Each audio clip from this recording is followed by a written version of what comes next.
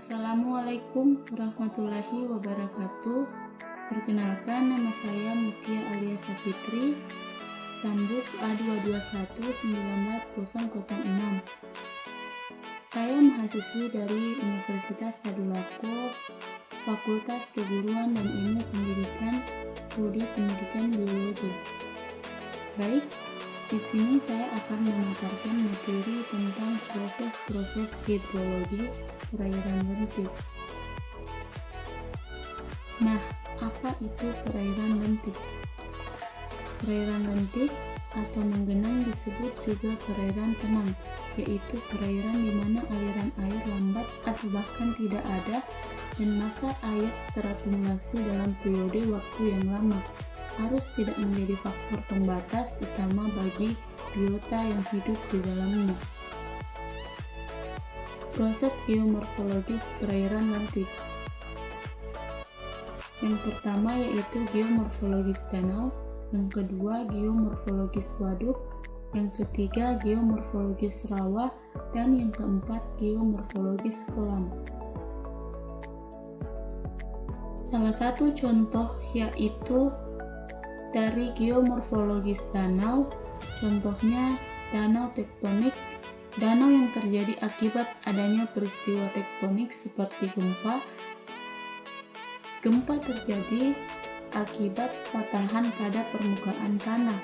Permukaan tanah yang patah mengalami pemerosotan atau ambles yang menjadi cekung. Selanjutnya bagian cekung karena ambles terisi air dan terbentuklah danau. Contohnya Danau Poso, Danau Todano, dan Danau Towuti di Sulawesi. Yang kedua, geomorfologis waduk.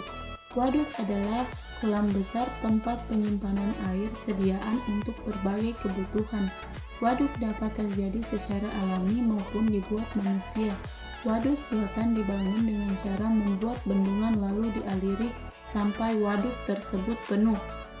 Yang ketiga, geomorfologis rawa terbagi menjadi dua, rawa payau dan rawa danau. Rawa danau adalah rawa yang terjadi disebabkan pengaruh aktivitas danau saat musim hujan. Biasanya yang menggenangi danau akan meluap dan menjadi air pada rawa. Namun, pada musim kemarau, air danau akan surut sehingga rawa yang biasanya kering. Rawa payau adalah rawa yang ada di muara sungai dengan keadaannya dipengaruhi oleh pasang surut air laut. Air dari rawa payau berasal dari luapan yang bergabung dengan air pasang surut laut. Rawa jenis tersebut banyak ditumbuhi rerumputan dan pohon dan tahan air, misalnya kayu ulin, bakau, dan lain sebagainya. Yang keempat, geomorfologis kolam. Kolam terbagi menjadi dua, yaitu kolam yang terbentuk secara tidak sengaja dan disengaja.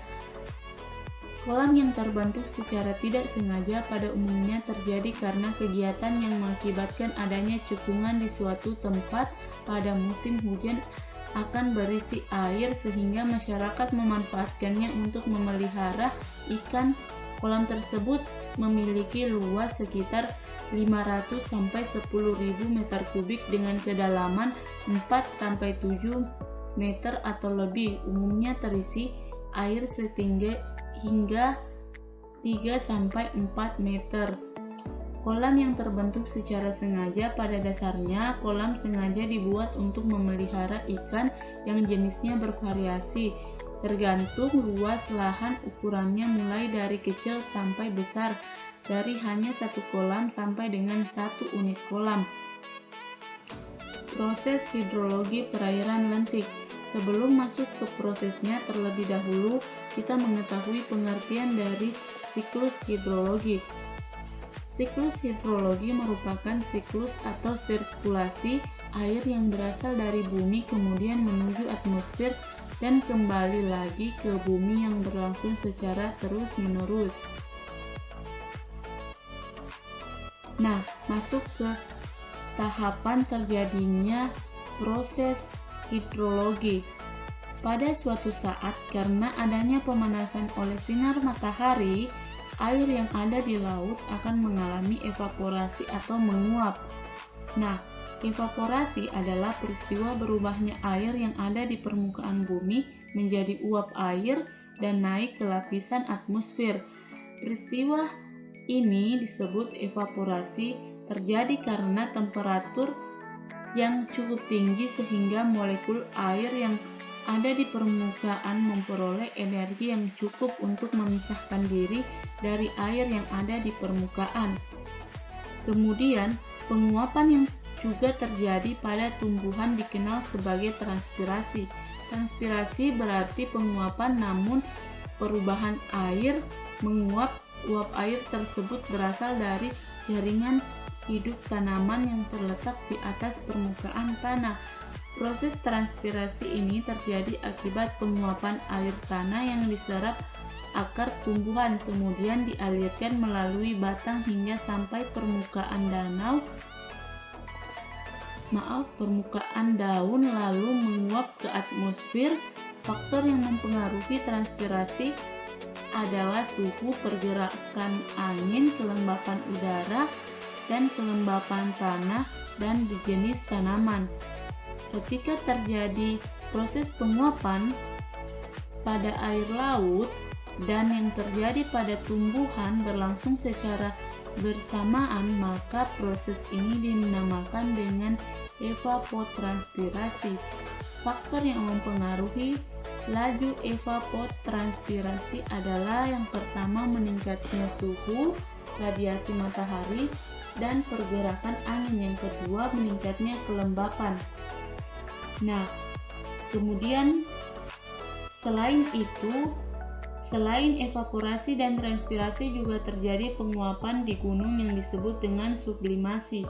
Sublimasi merupakan penguapan yang terjadi di kutub atau puncak gunung di mana adanya proses perubahan es terjadi uap air tanpa mengalami fase cair terlebih dahulu.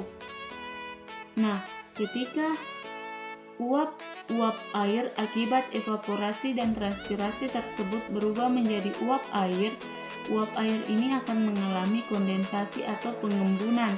Kondensasi adalah perubahan wujud air menjadi partikel-partikel kecil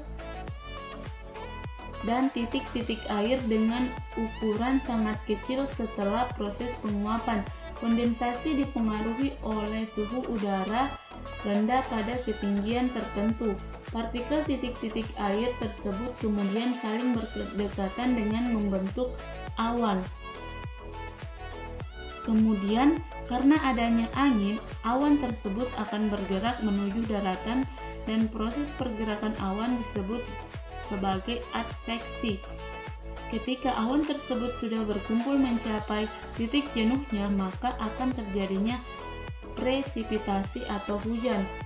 Presipitasi adalah perubahan wujud air menjadi curahan atau jatuhnya air dari atmosfer ke permukaan bumi yang dikenal dengan hujan. Ketika presipitasi terjadi di daratan, maka awan akan menghasilkan curahan berupa air.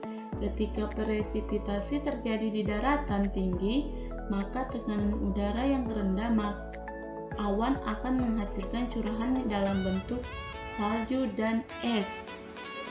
Akibat dari presipitasi atau hujan tadi, maka sebagian air yang jatuh di permukaan bumi itu akan mengalami terinfiltrasi.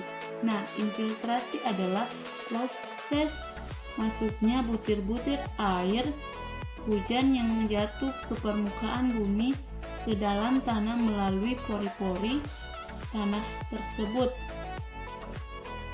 Selanjutnya, rantai makanan yang ada di laut, yaitu yang pertama fitoplankton. Nah, fitoplankton ini dimakan oleh zooplankton, kemudian zooplankton dimakan oleh ikan kecil, kemudian ikan kecil ini akan dimakan oleh ikan sedang. Ikan sedang ini dimakan oleh ikan besar. Selanjutnya, Suksesi ekologis perairan lentik. Yang pertama, suksesi primer, yang kedua, suksesi sekunder. Suksesi primer terjadi bila komunitas asal terganggu. Gangguan ini mengakibatkan hingga hilangnya komunitas asal tersebut secara total sehingga di tempat komunitas asal terbentuk komunitas baru. Gangguan ini dapat terjadi secara alami, misalnya tanah longsor, letusan berapi, gunung endapan, lumpur yang baru di muara sungai, dan endapan pasir di pantai. Gangguan ini dapat pula terjadi karena perbuatan manusia, misalnya timah, batu bara, dan minyak bumi. Suksesi sekunder terjadi apabila komunitas mengalami gangguan, baik secara alami maupun buatan. Gangguan tersebut tidak merusak total tempat tumbuh organisme sehingga dalam komunitas tersebut substrat lama dan kehidupan masih ada. Kemudian, adapun kami melakukan pengamatan langsung di Desa Mata Uwe, Kecamatan Kulawi, Kabupaten Sigi. Praktikum ini dilakukan dengan pengambilan sampel pada lokasi sungai untuk perairan lotik dan kolam untuk perairan lentik. Hasil pengamatan yang kami peroleh yaitu pada perairan lentik didapatkan 6 spesies, sedangkan pada perairan lotik didapatkan 9 spesies. Oke, sekian pemaparan materi dari saya. Saya ucapkan banyak terima kasih. Wabillahi taufiq wal hidayah. Wassalamualaikum warahmatullahi wabarakatuh.